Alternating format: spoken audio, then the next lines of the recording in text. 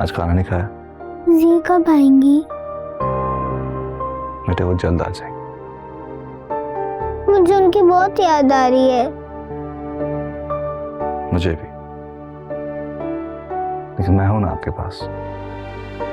वहां भी आ जाएंगी, तब तक we'll have fun, हाँ? वो पहले तो कभी ऐसे नहीं गई, अब अचानक क्यों? बेटे वो बस अपनी अम्मी अबू के घर गई हैं। उनकी भी अपनी जिंदगी है। So what if she spends a few days there? मैं रोज उनका इंतजार करती हूँ। देखना मम्मा जल्द आ जाएंगी। चलो आप खाना खाओ, ओके? शिवू बेटा, मैं तो तुम्हारी बातें सुनकर हैरान ही रह गई।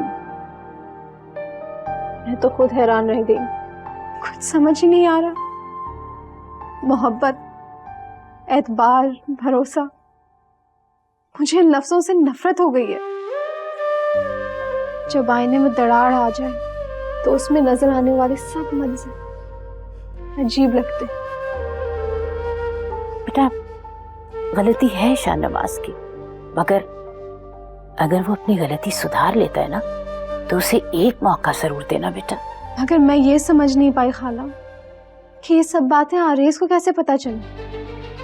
मालूम नहीं, पता चल गया होगा कहीं से।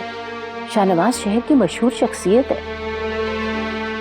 मगर ये तो हमारी घर की बात है, उसे कैसे पता चली? अरे बेटा, आजकल कोई बात नहीं छुपी रहती, चाहे घर की बात हो या बाहर की। डिजिटल दौर है, हर बात फौरन पता चल जाती है। हैरत की बात है। देखो बेटा, जो भी फैसला करना सोच समझ कर करना।